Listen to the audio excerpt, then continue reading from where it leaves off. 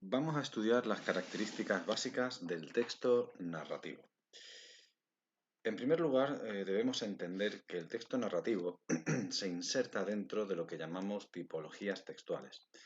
Las tipologías textuales establecen que hay 5 tipos básicos de texto y el texto narrativo es solo uno de ellos. Tenemos el texto narrativo, el descriptivo, el expositivo, el dialogado y por último el texto argumentativo. Vamos a ver ahora a continuación qué es un texto narrativo y cuáles son sus características básicas. Un texto narrativo es un tipo de texto en el que se cuentan una sucesión de hechos que les ocurren a uno o varios personajes en un lugar y un tiempo determinados.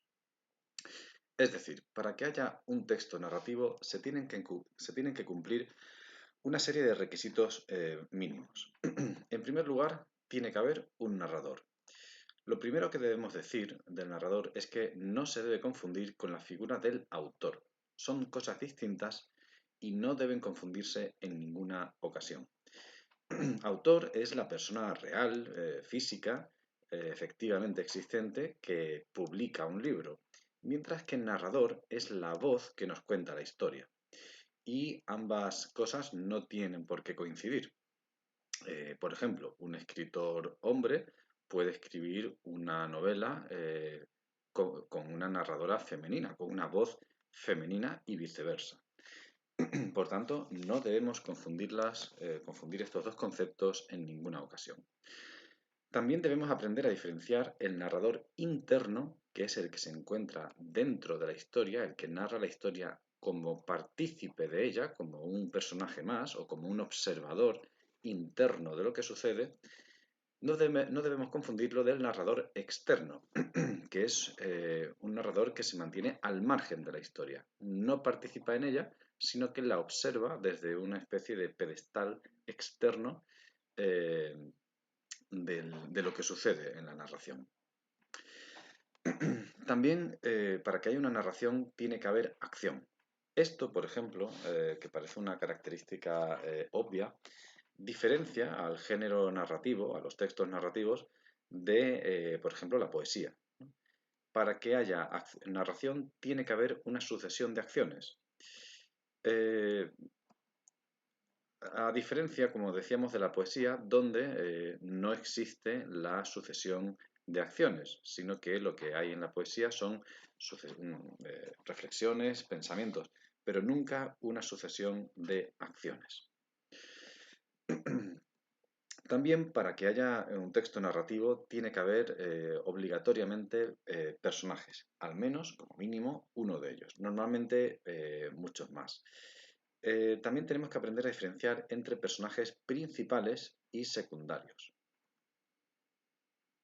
Personajes principales son los que sostienen la carga narrativa de la historia, los protagonistas, podríamos decir, mientras que los secundarios son aquellos que complementan a los personajes principales.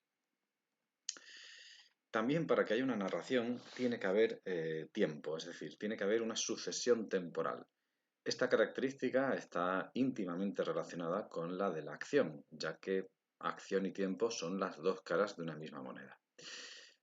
El tiempo en una narración puede ser enormemente complejo, pero de momento vamos a diferenciar únicamente entre cuándo sucede la historia y cuánto dura la historia.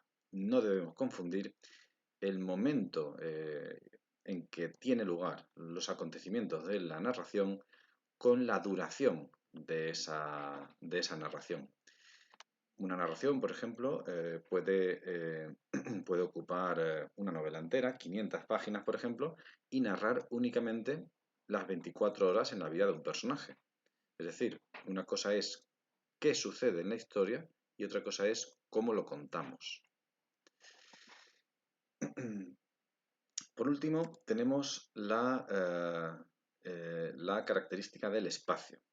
Los espacios en las narraciones pueden ser tanto reales como imaginarios y en cualquier caso siempre debemos estar muy atentos al espacio en las narraciones porque siempre, como decíamos, tienen características simbólicas. Es decir, los espacios suelen ser proyecciones de la personalidad del protagonista.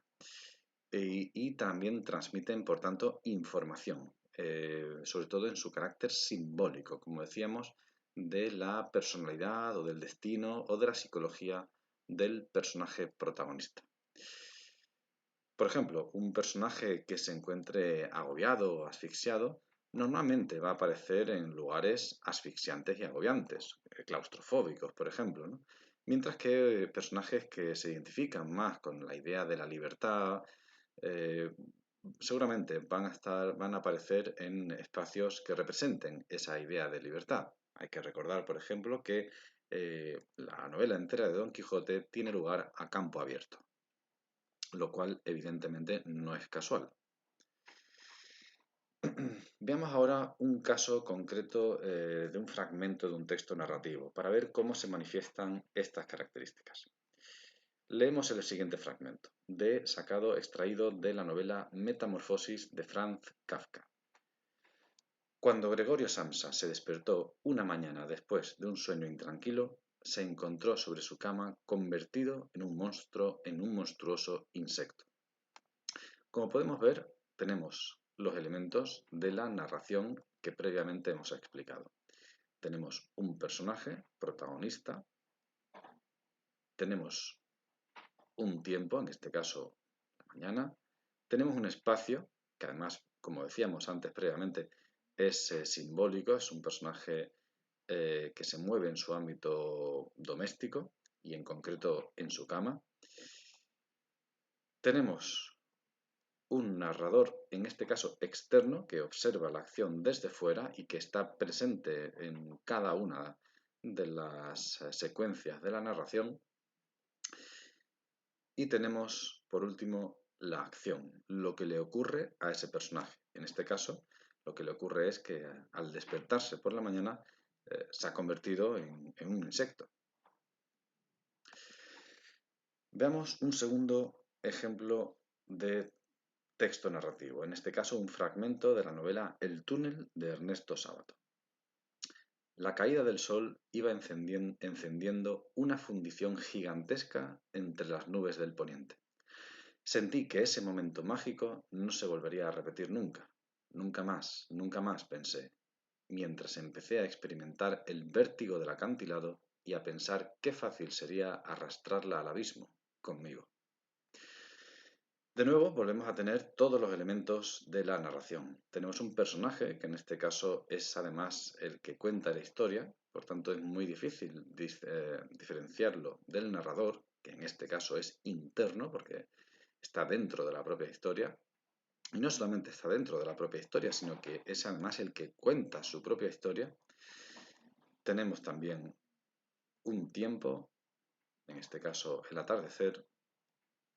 Tenemos un lugar muy difuso, un espacio muy difuso, muy voluble, que no queda muy bien concretado, pero que, como decíamos antes, también tiene valores simbólicos. Precisamente el hecho de que sea un lugar inconcreto, un lugar difuminado, recalca aún más la importancia de que lo esencial de este fragmento narrativo son los pensamientos, las emociones, la percepción emotiva del protagonista y no lo externo, la realidad externa. Y por último tenemos la acción, que es lo que le ocurre al personaje al observar la caída del sol.